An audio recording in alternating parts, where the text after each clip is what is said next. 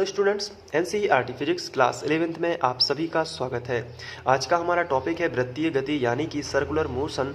और ये इसलिए इम्पोर्टेंट हो जाता है क्योंकि इसी को कॉन्सेप्ट में लेकर हम लोग आगे के सभी डेरिवेशन करेंगे। तो थोड़ा आपको ध्यान से देखना है। आप लोगों में से कई छात्र ऐसे होंगे जिनको मालूम भी होगा कि वृत्तीय गति क्या है, कुछ छात्र तो ऐसे भी होंगे जो एग्जाम्पल भी इनके दे पाएंगे, तो वो एक अच्छी बात है। लेकिन फिर भी कॉन्सेप्ट देख लेते हैं कि कैसे है और एग्जाम में क्वेश्चन किस तरीके से पूछा जाता है, और इसके नोट्स भी बनाए गए हैं, यानी कि इसमें आंसर कैसे लिखना है ताकि आपका अंक भी ना कटे। तो ये सब बातों को ध्यान में रखते हुए हम लोग वृत्तीय गति टॉपिक को कर लेंगे। यहाँ पे वृत्तीय गति टॉपिक जो है मैं स्किप करना नहीं चाहता था, ये छोटा सा वीडियो होगा मुझे पता है, लेकिन फिर भी वृत्तीय गति फिर भी हम लोग इसको अच्छे से समझ लेंगे। तो वृत्तीय गति जैसा कि आप नाम देखकर समझ गए होंगे कि व्रत वाली गति, जैसे इसके नाम में वृत्तीय लिखा हुआ है यानी कि इसमें व्रत छुपा हुआ है। व्रत से तो आप सभी परिचित हैं। व्रत मैथमेटिकली जब आपने प्रूव किया है पाई आर स्क्वायर 2 पाई आर, और मैथ्स में आपने पढ़ा भी होगा व्रत के बारे में। तो एक सर्कुलर मोशन जो होता है उसमें उसके अनुसार जब कोई पिंड उसी पथ पर गति करेगा। आइए इसको थोड़ा डिटेल में समझते हैं। जैसे यहाँ पे हमने एक पिंड लिया है जो यहाँ पे है। अब आपको थोड़ा इसको ध्यान से देखना है। इस पिंड में जब ये गति करेगा तो ये इस यहाँ पर भी सीधी डायरेक्शन में भी गति कर सकता है, ऊपर भी जाकर गति कर सकता है, इस तरफ भी जाकर गति कर सकता है। लेकिन ये गति इस तरीके से कर रहा है कि एक बार चक्कर लगाया है इसने और फिर वापस यहाँ आ गया है। तो अगर हमने इसके मार्ग पर रेखा बनाई एक, तो ये रेखा जो है वो वृत्त के आकार में बनी।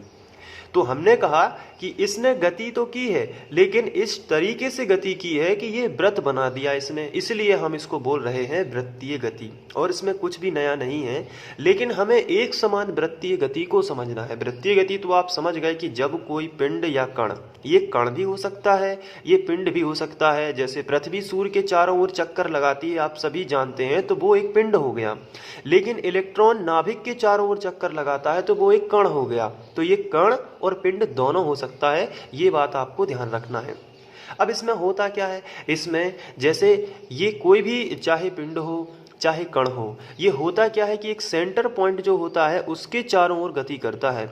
क्योंकि यहाँ से अगर हम इसकी दूरी यहाँ नापें और चाहे यहाँ से नाप लें, दोनों सेम रहेगी। कहने का मतलब ये है कि जो त्रिज्या होगी वो हर जगह समान होगी। वैसे त्रिज्या तो हर जगह समान ही होती है, लेकिन ये पिंड और कण की प्रॉपर्टी होगी उस पथ पर चक्कर लगाते समय कि वो थोड़ा सा भी इधर उधर नहीं जाएगा। और इसे ही हम क्या बोलने लगते हैं, तो इसे ही हम बोलने लगते हैं वृत्तीय गति।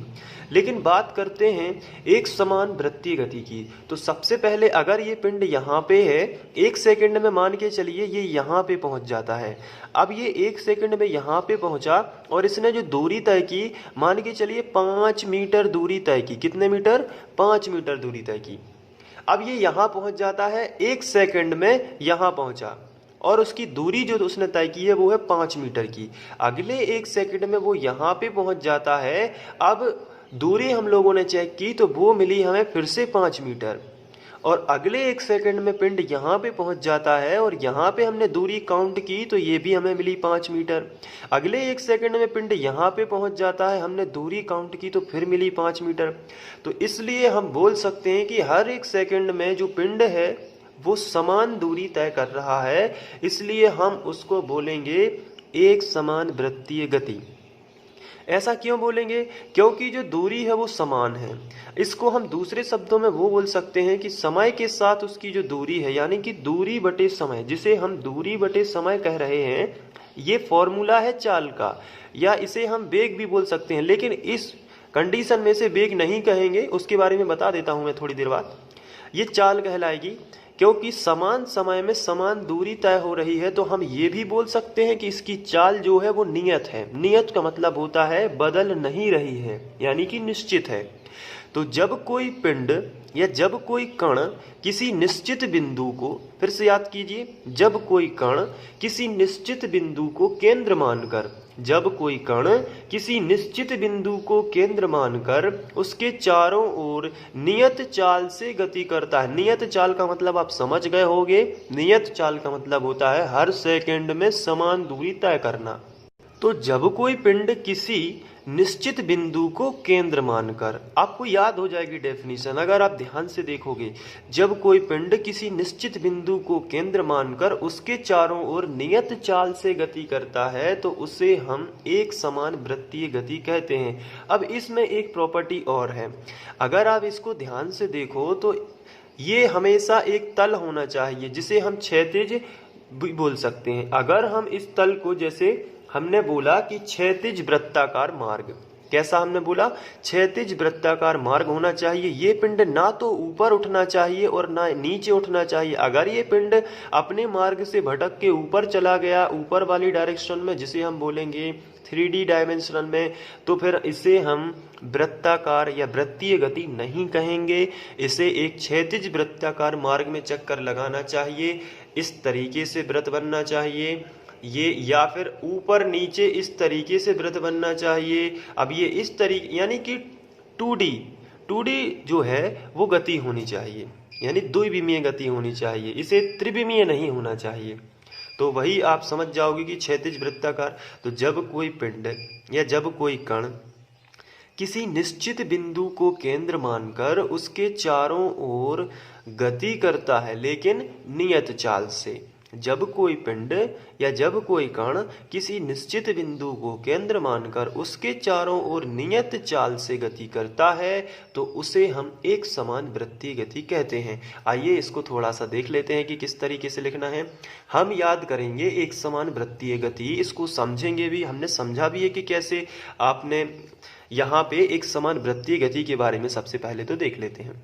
जब कोई कण किसी निश्चित बिंदु को केंद्र मानकर, जैसा कि हम लोगों ने उस चित्र में देखा, उसके चारों ओर एक नियत चाल से क्षैतिज वृत्ताकार मार्ग में गति करता है तो उसे एक समान वृत्तीय गति कहते हैं। अब आप बताइए ऐसा कौन कौन करता है, कौन कौन से उदाहरण है?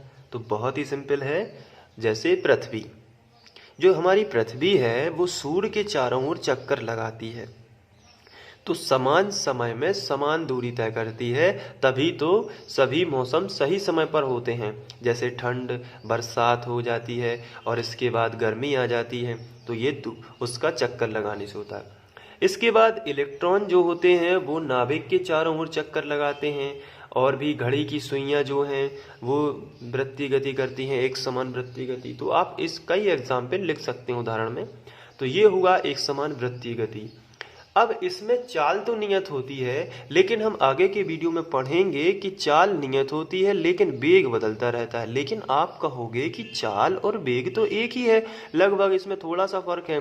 अब वो ही फर्क के कारण यहाँ पे चाल तो नियत रहती है लेकिन वेग बदलता रहता है, जिससे त्वरण उत्पन्न हो जाएगा, जिसे हम अभिकेंद्रीय त्वरण बोलेंगे, जो हम नेक्स्ट वीडियो में इसका डेरिवेशन भी करेंगे कि अभिकेंद्रीय त्वरण आखिर होता क्या है, इसका व्यंजक कैसे करना होता है, तो वो सब हम देखेंगे। तो उम्मीद है कि आप लोग एक समान वृत्तीय गति और वृत्तीय गति के बारे में जान चुके होंगे। अपने नोट्स में इस डेफिनेशन को लिख लीजिए, आप उदाहरण लिख लीजिए, पृथ्वी, सूर्य के चारों ओर पृथ्वी का चक्कर लगाना, ये सब चीज़ें आप लिख सकते हैं। तो इसके बाद हम लोग आगे बढ़ते हैं। Thank you.